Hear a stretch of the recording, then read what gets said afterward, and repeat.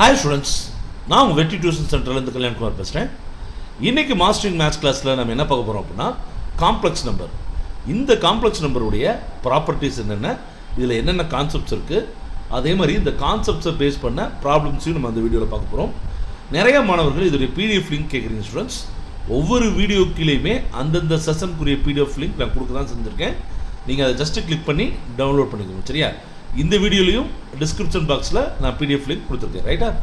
So what is mean by complex number? Complex நம்பர்ன்ற என்னன்னு கேட்டிங்கன்னா, ஒரு ரியல் பார்ட்டும் இமேஜினரி பார்ட்டும் சேர்ந்து இருக்கக்கூடியது தான் நம்ம என்ன சொல்கிறோம்னா காம்ப்ளெக்ஸ் நம்பர்னு சொல்கிறோம். ஸோ இதில் ஏ அப்படின்னு இருக்குது பார்த்தீங்களா, இது ரியல் பார்ட், ரைட்டா? இந்த ஐபி இருக்குது பார்த்தீங்களா, இது வந்து இமேஜினரி பார்ட், ரைட்? இதில் ஐன்றது தான் இமேஜினரி நம்பர், ரைட்டா? ஸோ ஃபஸ்ட்டு ரியல் நம்பர்ஸ்னால் என்னன்றதை பார்த்துக்கலாம். ரியல் நம்பர்ஸ்னால் என்ன நம்ம எல்லாருக்குமே நல்லா தெரியும். ஒரு சாதாரண நம்ம எழுதக்கூடிய பாசிட்டிவ் நம்பர் எல்லாமே ரியல் நம்பர் தான், சரியா? அதுக்கப்புறம் டெசிமல் எழுதுகிறோம் பார்த்தீங்களா, அதுவும் ரியல் நம்பர்ஸ் தான். Negative numbers also real numbers, rational number, irrational number. So இந்த மாதிரி நம்ம எழுதக்கூடிய எல்லா நம்பர்ஸுமே என்னது தான், ரியல் நம்பர்ஸ் தான், சரிங்களா? அப்போ இமேஜினரி நம்பர்னால் என்ன சார் அப்படின்னு கேட்டிங்கன்னா, I square is equal to -1, I is equal to root of -1. இதுதான் இமேஜினரி நம்பர்னு சொல்லுவாங்க, சரியா? சார் எனக்கு புரியல சார் அப்படின்னா இப்போ நல்லா கவனிங்க students. x square -1 is equal to 0, சரியா? அப்போ x square is equal to -1 அங்கிட்டு போச்சுன்னா +1 ஆயிரும். இப்போ எக்ஸோட வேல்யூ பார்க்கணுன்னா என்ன பண்ணணும், நான் இந்த ஸ்கொயரை கேன்சல் பண்ணால் எங்கிட்ட என்ன வந்துடும், ரூட் வந்துடும், ரைட்டா? அப்போ ஒன்றுக்கு ரூட் எடுத்தோம்னா என்ன வரும், +or-1ன்னு வரும், சரிங்களா? அப்போ இந்த மாதிரியான கால்குலேஷனுக்கு நம்ம என்ன பண்ணிடலாம், ஈஸியாக அந்த வேல்யூவை கண்டுபிடிச்சிடலாம், சரியா? இப்போ இதே சம் பாருங்கள், இங்கே எழுதுகிறேன். x square +1 is equal to 0. அப்போ x square is equal to என்ன வரும், -1 வரும் இல்லையா? அப்போ x square, அப்போ x is equal to இந்த ஸ்கொயர் கேன்சல் பண்ணால் என்ன ஆயிரும், ரூட் ஆஃப் -1 வரும், சரிங்களா? -1க்கு ரூட்டே பார்க்க முடியாது. டக்குன்னு நான் நிறைய ஸ்டூடெண்ட்ஸ் கேட்பேன், -√36 ஒரு வேல்யூ இருக்குன்னு டக்குன்னு -6ன்னு சொல்லுவாங்க, சரியா? ஆனால் உண்மையிலே யோசிச்சு பாருங்கள், -6யும் பெருக்கினாலும் +36 தான் வரும், +6யும் பெருக்கினாலும் +36 தான் வரும், சரியா ஸ்டூடெண்ட்ஸ்? ஆக மொத்தத்தில் ஒரு பாசிட்டிவ் நம்பருக்கு ரூட் எடுக்கும்போது +or- ஆன்சர் வரும், சரியா? அப்போ நெகட்டிவ் நம்பருக்கு ரூட் எடுத்தால் என்ன வரும், ஆன்சரே கிடைக்காது, சரிங்களா? இந்த மாதிரியான இடத்துல தான் நமக்கு என்ன கண்டுபிடிக்கிறோம்னா இந்த இமேஜினரி நம்பர் அப்படின்ற ஒரு விஷயத்தை யூஸ் பண்ணுறோம், சரியா? அப்போ இமேஜினரி நம்பர்ன்றது nothing but I is equal to -√1, சரிங்களா ஸ்டூடெண்ட்ஸ்? புரியுதா? அப்போ -√36ன்னு போட்டிங்களா சார், அதோட வேல்யூ நம்மளால் கண்டுபிடிக்க முடியுமானா, எஸ் அஃப்கோர்ஸ் கண்டுபிடிக்க முடியும். இந்த ஒரு நிமிஷம் இருங்க.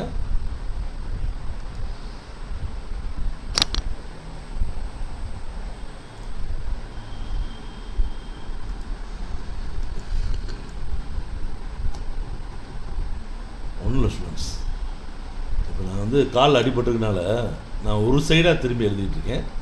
ஸோ அது என்ன ஆகுதுன்னு கேட்டிங்கன்னா, என்னால் இடது கையில் அந்த இது ஆப்ரேட் பண்ண முடியல, சரியா? ஓகே, போலாமா? இப்போ ரூட் ஆஃப் -36 எப்படி நம்ம ஆன்சர் கண்டுபிடிப்போம்னா, இது ரெண்டாக பிரிச்சிடும் ஸ்டூடெண்ட்ஸ்.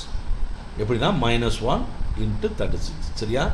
அப்போ இதை எப்படி தனித்தனியாக பிரித்தோம்னா -1 36, சரிங்களா ஸ்டூடெண்ட்ஸ்?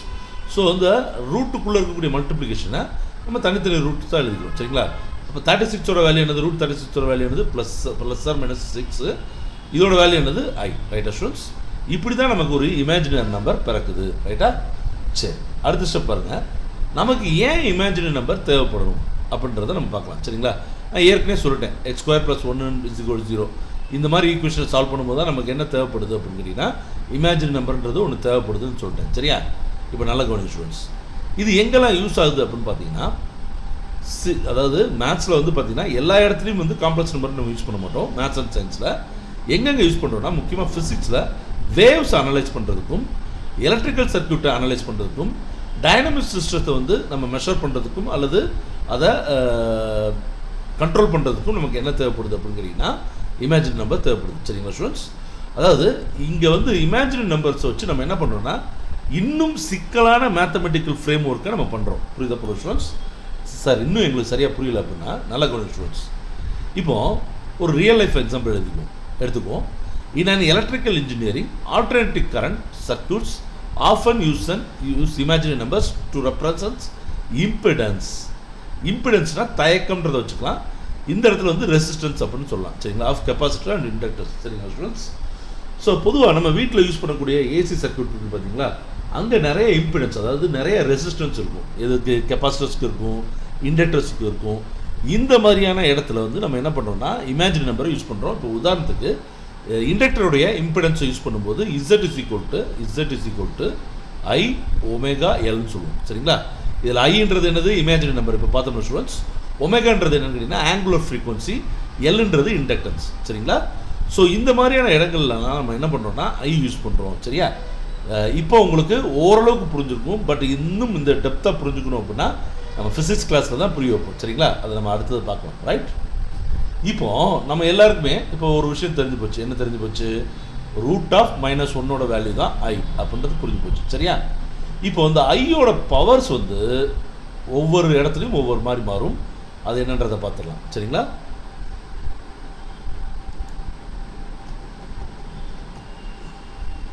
ஸ்டூடெண்ட்ஸ் போலாமா?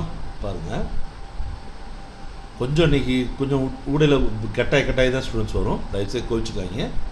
ஐயோட பவர்ஸை பற்றி பார்க்கலாம். ஐயோட பவர் 0 இருந்துச்சுன்னா அது 1 தான் வரும். anything to the power of 0 is equal to என்னது? 1. சரியா? சரி, அப்போ I to the power of 1 கண்டிப்பாக ஐ தான். இதில் எந்த மாற்று கருத்தும் இல்லை. அல்லது என்ன எழுதிக்கலாம்? -√1 எடுத்துக்கலாம். சரிங்களா? சரி, √-1 எடுத்துக்கலாம். அப்போ I ஸ்கொயர் என்ன வரும் சார் அப்படின்னா I into I. Right students? அப்போ -1 இன்ட்டு √-1 இன்ட்டு √-1. சரிங்களா? அப்போ என்ன ஆகும்? இந்த ரெண்டு ரூட்டும் மல்டிப்ளை ஆகும்போது கேன்சல் ஆயிரும்.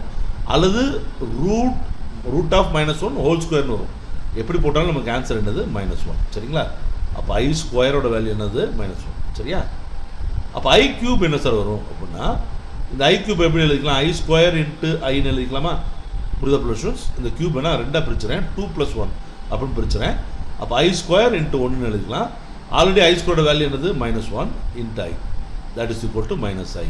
இதில் வந்து என்ன தெரியுது? ஐ கியூபோட வேல்யூ என்ன தெரியுது? -iன்னு தெரியுது. சரிங்களா ஸ்டூடெண்ட்ஸ்? மறுபடியும் ரெக்வஸ்ட் பண்ணுறேன் ஸ்டூடெண்ட்ஸ், தயவுசெய்து கோச்சுக்காங்க. கொஞ்சம் ஸ்லோவாக ஒர்க் பண்ணுறேன் நான். அடுத்து பாருங்கள், I to the power of 4. I to the power of 4 எப்படி பிரிக்கலாம்? ஐ கியூப் இன்ட்டு ஐன்னு பிரிக்கலாம். சரியா ஸ்டூடெண்ட்ஸ்? ஸோ ஐ கியூபோட வேல்யூ ஆல்ரெடி நமக்கு தெரியும், -iன்னு தெரியும். ஏற்கனவே இங்கே ஒரு ஐ இருக்கு இல்லையா? இப்போ இந்த ஐயும் பெருக்கும்போது -i ஸ்கொயர் வரும். -i square, that is equal to -√-1 whole square. ரைட்டா? அப்போ என்ன ஸ்கொயர் பண்ணும்போது √2 ஸ்கொயரும் கேன்சல் ஆயிரும். அப்போ இந்த -1 வரும், தட் இஸ் ஈக்குவல் டு 1. சரிங்களா? புரியுதா ஸ்டூடெண்ட்ஸ்? அப்போ இதுலேருந்து நமக்கு என்ன தெரிஞ்சிருக்கு அப்படின்றத பாருங்கள், என்னென்ன கண்டுபிடிச்சிக்கணும்னு பாருங்கள். சரியா?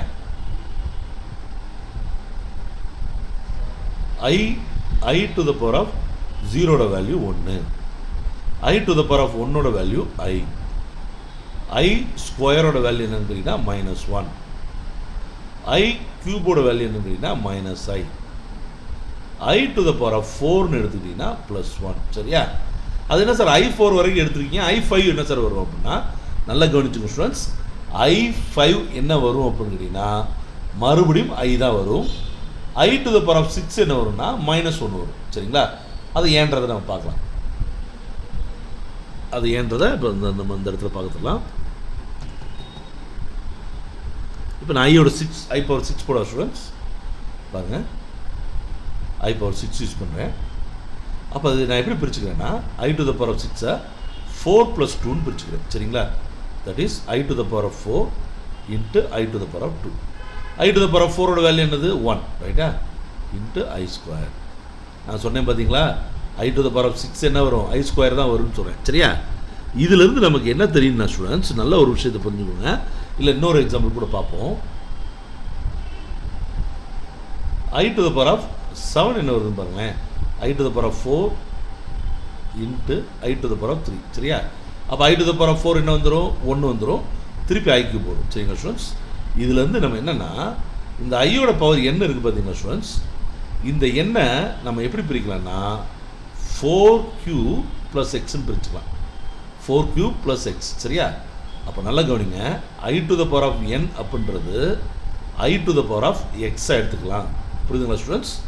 இந்த எண்ணை நம்ம 4q + x பிரித்தோம்னா I to the power of xன்றது தான் ஒரிஜினல் வேல்யூவாக இருக்கும். சரியா சார்? இன்னும் எங்களுக்கு புரியல சார் அப்படின்னா இப்போ ஒரு பேச்சுக்கு சொல்கிறேன். இப்போ I to the power of 17 ஒரு நம்பர் இருக்குது, ரைட்டா ஸ்டூடெண்ட்ஸ்? இப்போ நான் என்ன பண்ணுறேன், இந்த 17 4q + x பிரிச்சுக்கிறேன். 17 4q + x. அப்போ 17 எப்படி பிரிக்கலாம்? 4 × 4 ப்ளஸ் ரிமைண்டர் என்னது 1, ரைட்டா? அப்படி தானே ஸ்டூடெண்ட்ஸ்? 4 × 4 என்ன வரும்? 16. 16 + 1 வந்து என்னது? 17. சரியா? அப்போ நான் இதை எப்படி எழுதிக்கிறேன்னா,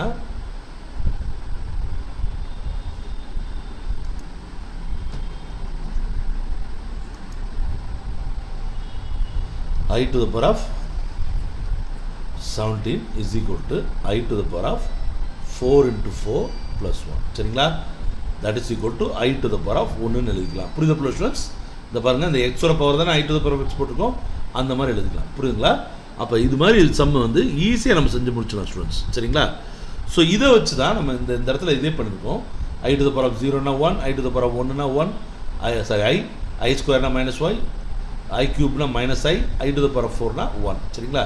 அதே மாதிரி தான் I to the power of -1னா -i வரும், I to the power of -2னா -1 வரும், I to the power of -3னா +i வரும், I to the power of -4னா I to the power of 4 வரும். தட் இஸ் 1 வரும். சரிங்களா ஸ்டூடெண்ட்ஸ்? ஸோ இதை புரிஞ்சுக்கோங்க. சரியா? புரியுதா ஸ்டூடெண்ட்ஸ்? அப்போ இங்கே நான் ஏற்கனவே சொன்ன மாதிரி நான் என்ன சொன்னேன், I to the power of nன்றதை என்ன பண்ணுறோம், 4q + k பிரிக்கிறோம். நான் என்ன சொன்னேன், 4q + xன்னு சொல்லிட்டேன். இங்கே கேன்னு வச்சுக்கலாம். சரி, அப்போ எக்ஸை கேன்னு பார்த்துக்கலாமா? அப்போ I to the power of kவே நம்ம ஆன்சராக எடுத்துக்கலாம். சரிங்களா? இதை ஒரு 2 சம்மில் நம்ம சால்வ் பண்ணுவோம். Already I to the power of 7 சொல்லிட்டேன். So I to the power of 729 மட்டும் பார்க்கலாம். 1729 மட்டும். சரியா ஸ்டூடெண்ட்ஸ்? 1729. சரியா? அப்போ 1729 நான் என்ன பண்ண போகிறேன், 4q + kவை மாற்ற போகிறேன். அப்போ நல்லா கவனிங்க students, I to the power of 4 × 1729 4ஆல் டிவைட் பண்ணால் என்ன வரும்? 4 வரும், 3 வரும், 2 வரும். சரியா ஸ்டூடெண்ட்ஸ்? ஸோ மைண்ட்லேயே பண்ணியாச்சு, ரைட்? மிச்சம் 1 வரும், ரைட்? அப்போ I × 4 × 432 + 1ன்னு பிரிச்சுக்கலாம். சரிங்களா? அப்போ பாருங்கள், 4q + kக்கு பதிலாக என்ன பிரிச்சுக்கணும், நம்ம 4 × 432 + 1ன்னு பிரிச்சுக்கோமா? அப்போ நம்ம இந்த கேவோட பவர் மட்டும் போட்டால் போதுமா இல்லையா? அப்போ I to the power of 1 is equal to I. சரிங்களா ஸ்டூடெண்ட்ஸ்? அப்போ I to the power of 1729 is equal to just I தான் வரும். புரியுதுங்களா ஸ்டூடெண்ட்ஸ்? ஈஸியாக இருக்கா? ரைட். அடுத்து போகலாம். இப்போது ரெக்டாங்குலர் ஃபார்மில் எழுதணும். சரிங்களா? ரெக்டாங்குலர் ஃபார்ம்னு எழுதிட்டு ஏற்கனவே போட்டால் தானே சார் போட்டுருக்குன்னா, ரெக்டாங்குலர் ஃபார்ம்னா ஒன்றும் இல்லை ஸ்டூடெண்ட்ஸ். எப்போதுமே ஒரு இப்போ ஃபார் எக்ஸாம்பிள் ஒரு காம்ப்ளெக்ஸ் நம்பரை இசட்னு எடுத்துக்கணும் ஸ்டூடெண்ட்ஸ். நான் இப்படி எழுதுறேன்னு வச்சுக்கோங்களேன்.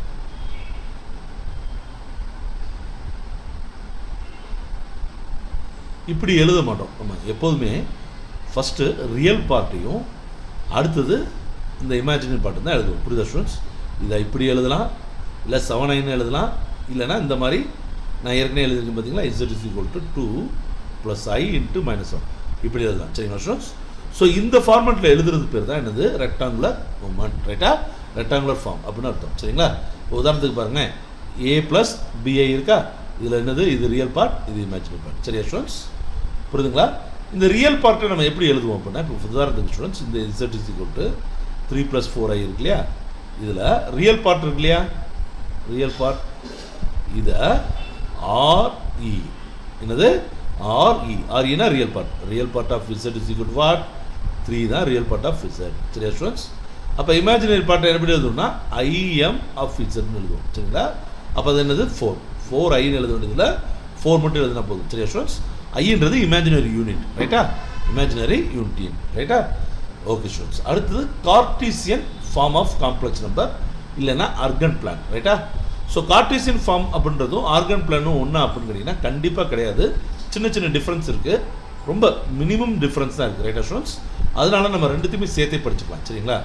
கார்ட்டீசியன் ஃபார்ம்ன்றது ஒரு நம்பரை இப்போ 3 + 2i இருக்குன்னா இதை a, b என்னது ஸ்டூடெண்ட்ஸ், a, b அப்படின்ற ஃபார்மெட்டில் எழுதுவோம். அதாவது 3, 2. சரிங்களா? இது ரியல் பார்ட் ஃபஸ்ட்டாகவும் இமேஜினரி பார்ட் செகண்டாகவும் வரும். ரைட்டா? இந்த ரியல் பார்ட்டை நம்ம எக்ஸ் ஆக்சிஸில் மார்க் பண்ணுவோம். ரியல் பார்ட் எதில் மார்க் பண்ணுவோம் ஸ்டூடெண்ட்ஸ்? எக்ஸ் ஆக்சிஸில் மார்க் பண்ணுவோம். இமேஜினரி பார்ட்டை எதில் மார்க் பண்ணுவோம்? ஒய் ஆக்சிஸ் பாருங்கள், ஒய் ஆக்சிஸில் மார்க் பண்ணுவோம். சரிங்களா? இப்படி மார்க் பண்ணுறதுக்கு பேர் தான் கார்ட்டீசியன் பிளான். சரிங்களா? Cartesian form. அந்த மார்க் பண்ணுறோம் பார்த்தீங்களா, அந்த கிராஃப் இருக்குது பார்த்தீங்களா ஸ்டூடெண்ட்ஸ், அந்த கிராஃபை தான் நம்ம என்ன சொல்கிறோம்னா அர்கன் பிளேன் அப்படின்னு சொல்கிறோம். சரிங்களா? புரியுதா ஸ்டூடெண்ட்ஸ்? இப்போ சிம்பிளாக புரிஞ்சுக்கோங்க. நம்ம ஜெயியை பொறுத்த வரைக்கும் ஜெய் மட்டும் இல்லை, நிறையா காம்படிட்டிவ் எக்ஸாம் எழுதுறதுக்கு இந்த அளவுக்கு மேட்டர் தெரிஞ்சுக்கிட்டால் போதும். இதை பற்றி டீட்டெயில் வேணும்னா நீங்கள் வாட்ஸ்அப் பண்ணுறேன், கமெண்ட் பாக்ஸில் கமெண்ட் பண்ணுங்கள். சரிங்களா? புரியுதா ஸ்டூடெண்ட்ஸ்? சார் இன்னும் எங்களுக்கு புரியல அப்படின்னா நான் இதில் மார்க் பண்ணி காமிச்சிருக்கேன் பாருங்களேன் ஸ்டூடெண்ட்ஸ். இதை பாருங்கள், இப்போ Z is equal to 3 + 4i ஒரு நம்பர் இருக்குது. இதில் ரியல் பார்ட் என்னது 3, இமேஜினரி பார்ட் என்னது 4, ரைட்டா? இமேஜினரி பார்ட் என்னது 4, ரைட்டா? அப்போ ஸ்டூடெண்ட்ஸ் நல்லா கவனிங்க, இந்த கிராஃபை பொறுத்த வரைக்கும் எக்ஸ் ஆக்சிஸ் இருக்குது பார்த்தீங்களா, அதுதான் ரியல் பார்ட். ஒய் ஆக்சிஸ் என்னது இமேஜினரி பார்ட், ரைட்டா? அப்போ எக்ஸ் ஆக்சிஸில் 1 2 3 4 5 மாதிரி இருக்கும். அதே மாதிரி ஒய் ஆக்சிஸில் i 2i, அதாவது 1i 2i 3i 4i அப்படின்னு மாற்றிப்போம். சரியா? இப்போ நமக்கு என்ன நம்பர் மார்க் பண்ணுவோம்? 3 + 4i. சரியா? அப்போ முதல்ல எக்ஸ் ஆக்சிஸில் 3க்கு எடுத்துக்கணுமா இந்த பாயிண்ட். சரியா? ஒய் ஆக்சிஸில் எவ்வளோ 4i, அப்போ இந்த பாயிண்ட், ரைட்டா? அப்போ இது தான் என்னது 3 + 4i. இதை நீங்கள் கார்ட்டீசியன் எழுதணும்னா 3, 4 எழுதுவோம். கார்ட்டீசியன் எழுதணும்னா என்ன பண்ணுவோம்? 3, 4 எழுதுவோம். A, Bன்னு வச்சுக்கிட்டிங்கன்னா A வந்து ரியல் பார்ட், Bன்றது இமேஜினரி பார்ட். சரியா ஸ்டூடெண்ட்ஸ்? அதே ஆர்கன் பிளானில் எழுதும்போது எக்ஸ் ஆக்சிஸில் ரியல் நம்பர், ஒய் ஆக்சிஸில் இமேஜினரி நம்பர். சரியா ஸ்டூடெண்ட்ஸ்? ஸோ அடுத்து நம்ம பார்க்க போகிறது ரொம்ப முக்கியமான சம்ஸ், முக்கியமான ப்ராப்பர்ட்டிஸ் என்னன்னு கேட்டிங்கன்னா algebraic operations on complex number அப்படின்னு பார்க்கலாம். சரிங்களா? ஸோ இதில் அடிஷன் வரும், ரைட்டா? அடிஷன் ரொம்ப சிம்பிள் ஸ்டூடெண்ட்ஸ். பாருங்களேன், A + bi + c + diனா இதை பாருங்கள், இந்த ரியல் பார்ட்டை தனியாக கூட்டிக்கோங்க, இமேஜினரி பார்ட்டை தனியாக கூட்டிக்கோங்க. சரியா? இப்போ இதில் பாருங்களேன், ரியல் பார்ட்டை தனியாக கூட்டிக்கோங்க, ப்ளஸ் ஐ போட்டுக்கோங்க. இமேஜினரி பார்ட் என்னது 4 + 2. சரியா ஸ்டூடெண்ட்ஸ்? கூட்டிட்டிங்கன்னா 4 + i6 வரும். சரியா? 4 + i6, அவ்வளோதான். ரைட்டா ஸ்டூடெண்ட்ஸ்? இதே சப்ராக்ஷன் பாருங்கள், அதே மாதிரி தான். ரியல் பார்ட் மைனஸ் இது பாருங்களேன், real part minus imaginary part. மேலே பாருங்கள், நல்லா கவனிங்க ஸ்டூடெண்ட்ஸ். அப்போ என்ன வரும்? 3 - 1, ரைட்டா? ப்ளஸ் பி என்னது 4 - 2, ஐ வெளியே போடுங்க. அப்போ என்ன வரும்? 2 + 2i. சரியா? டேரெக்டாகவும் பண்ணிக்கலாம், நமக்கு ஒன்றும் பிரச்சனை இல்லை. 3லேருந்து 1 போச்சுன்னா 2, 4iலேருந்து 2i போச்சுன்னா 2i. சரியா ஸ்டூடெண்ட்ஸ்? இப்படி டேரெக்டாக பண்ணிக்கலாம், ஒன்றும் பிரச்சனை கிடையாது. சரியா? ஆனால் மல்டிப்ளிகேஷனில் நீங்கள் இந்த ஃபார்முலாவை ஞாபகம் வச்சுக்கிறது ரொம்பவே முக்கியம் ஸ்டூடெண்ட்ஸ், ரொம்பவே முக்கியம். ஏன் அப்படி சொல்கிறேன் அப்படின்னா, மல்டிப்ளிகேஷனை பொறுத்த வரைக்கும் நார்மலாக நம்ம அல்ஜிப்ராவில் இந்த மாதிரி இருந்துச்சுன்னா என்ன பண்ணுவோம்? நம்ம நல்லா கவனிங்க, 3 × 1 மல்டி பண்ணுவோம், அப்புறம் 3 × 2i மல்டி பண்ணுவோம். அதாவது எப்படி பண்ணுவோம்னா, முதல்ல 3 பெருக்கும். சரிங்களா? அப்போ 3 × 1 3 + 3 × 2i 6i வரும். சரியா? அடுத்து 4i பெருக்கும், அப்போ 4i, அதுக்கப்புறம் 4i × 2i 8i² வரும். சரிங்களா? அப்புறம் ஒவ்வொரு ஸ்டெப்பாக செய்வோம். சரியா? புரிதா ஸ்டூடெண்ட்ஸ்? இது கொஞ்சம் நேரம் எடுக்கும். அதுக்கு பதிலாக இவங்க எப்படி கொடுத்துருக்காங்க பாருங்களேன், x1 x2 - y1 y2. நல்லா கவனிங்க, இது ஆர்டராக இருக்கும். 1 2 1 2 1 2 2 1 1 2 2 1 இப்படி இருக்கும். சரியா? அப்போ இது எப்படி சார் பண்ணுறது அப்படின்னா பாருங்கள் students, this is x1, this is y1, this is x2, this is y2. சரியா? அப்படி பார்க்கும்போது இங்கே பாருங்கள், x1 × x2 3 × 1 என்ன பண்ண சொல்லுங்க? மைனஸ் பண்ண சொல்லுங்க. சரியா? அடுத்து y1 × y2 4 × 2. ரைட்டா? முடிஞ்சா? ரியல் பார்ட் முடிஞ்சா? அடுத்து இமேஜினரி பார்ட் பாருங்கள், x1 × y2 தட் இஸ் 3 × 2 3 × 2. சரியா? ப்ளஸ் இருக்கா? அங்கே என்ன கொடுத்துருக்காங்க? x2 × y1 4 × 1 4 × 1. சரியா ஸ்டூடெண்ட்ஸ்? அப்போ என்ன வரும்? 3 - 8 என்ன வந்துடும்? -5 வந்துடும். அதே மாதிரி இங்கே என்ன வந்துடும் பாருங்கள், i, இங்கே 3 2s are 6, இங்கே வந்து வந்துடும் 10 வந்துடும். புரியுதா ஸ்டூடெண்ட்ஸ்? ஸோ இந்த மாதிரி நம்ம செய்யலாம், தப்பு ஒன்றும் கிடையாது. இங்கே பாருங்களேன், இதை செஞ்சாலும் அதுதான் வரும். பாருங்கள், 3 8i² என்ன வரும்? 8i² வேல்யூ -1 வந்துடும், அப்போ -8 வந்துடும். 6i + 4i வந்துடும் 10i, அப்போ -5 + 10i வந்துருச்சா? அதே தான் இங்கேயும் கண்டுபிடிச்சிருக்கும். புரியுதா ஸ்டூடெண்ட்ஸ்? ரைட். ஸோ இது மல்டிப்ளிகேஷன். சரிங்களா? அதே மாதிரி ஜஸ்ட்டு ஒரு ஐயால் மட்டும் பெருக்கணும்னு வச்சுக்கோங்க. இப்போ உதாரணத்துக்கு ஸ்டூடெண்ட்ஸ் ஐ இன்ட்டு 3 + 4i அப்படின்னு இருக்குன்னா இங்கே மல்டிபிள் பண்ணாங்கன்னா 3 × i 3i ஆயிரும். அதே மாதிரி இங்கே ஐயால் இதை பெருக்கினீங்கன்னா என்ன வரும், +4i² வரும். சரி ஸ்டூடெண்ட்ஸ், i² வேல்யூ என்னது -1 தானே, அப்போ 3i - 4 வரும். நார்மலாக ரெக்டாங்குலர் ஃபார்மில் எழுதணும்னா 4 + 3i. சரிங்களா, அதுதான் சொல்கிறாங்க. இங்கே இமேஜினரி பார்ட்டில் இருக்குது, இங்கே ரியல் பார்ட்டுக்கு மாறிடும், ஆனால் சிம்பிள் மாறும். சரி ஸ்டூடெண்ட்ஸ், அதே மாதிரி இங்கே ரியல் பார்ட்டில் இருக்குது, இங்கே இமேஜினரி மாறிடும். பாருங்களேன், இங்கே ரியல் பார்ட்டில் இருக்கு இல்லையா, அது எங்கே வந்துருச்சு, இமேஜினரி பார்ட்டுக்கு வந்துருச்சா. இமேஜினரி பார்ட்டில் இருக்குது சிம்பிள் மாதிரி இங்கே என்ன வந்துருச்சு. புரிதா புள்ள ஸ்டூடெண்ட்ஸ்? ஸோ இதுதான் வந்து என்னதுன்னா ஜஸ்ட்டு வந்து ஐயால் மட்டும் மல்டிபிள் பண்ணுறது. ரைட்டா?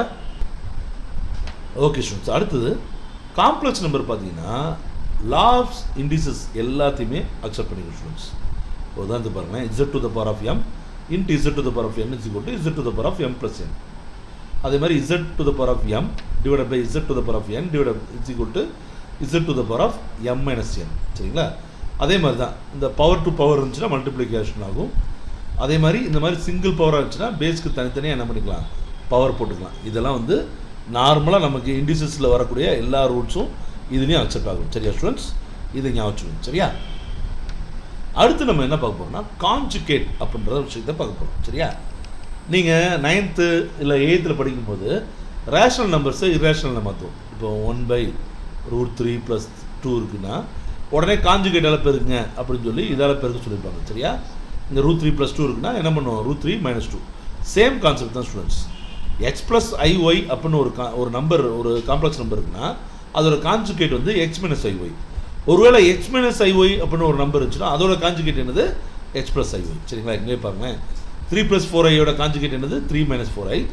அதுவே -2 + 5iயோட கான்செப்ட் என்னது, -2 - 5i. சரிங்களா ஸ்டூடெண்ட்ஸ், ஸோ கான்ஜுகேட் அப்படின்றது ரொம்ப சிம்பிள்.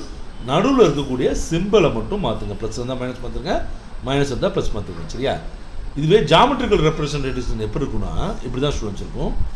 இந்த மாதிரி ஒரு நம்பர் இருக்குன்னா -2 + 3i இருக்குன்னா அதோட கான்ஜுகேட் என்ன இருக்கும், அப்படியே அதே சேம் இதில் எக்ஸில் பாருங்கள் அதே தான் இருக்கும். ஒய்யில் மட்டும் தான் டிஃப்ரெண்ட் ஆகும். ஏன் அப்படின்னு கேட்டிங்கன்னா பாருங்கள் ஸ்டூடெண்ட்ஸ், கான்ஜுகேட் பண்ணும்போது என்ன ஆகலை, எக்ஸோட வேல்யூ மாறலை, ஒய்யோட வேல்யூ அப்படியே டிராஸ்டிக்காக என்ன இருக்குது, ப்ளஸ்லேருந்து மைனஸ் வந்துருக்கு. சரிங்களா, அதனால் பார்த்தீங்கன்னா எக்ஸை பொறுத்த வரைக்கும் அதே பாயிண்டில் தான் இருக்கும். ஒய்யில் மட்டும் தான் என்ன இருக்கும், மேலே இருக்கிறது கீழே வந்துடும், இல்லை கீழே இருக்கிறது மேலே போயிடும். சரிங்களா, இதுதான் கான்ஜுகேட்டுடைய ஜாமெட்ரிக்கல் ரெப்ரசன்டேஷன். சரிங்களா ஸ்டூடெண்ட்ஸ், ஸோ இதில் நீங்கள் நிறைய கற்றுக்க வேண்டியது இருக்குது ஸ்டூடெண்ட்ஸ்.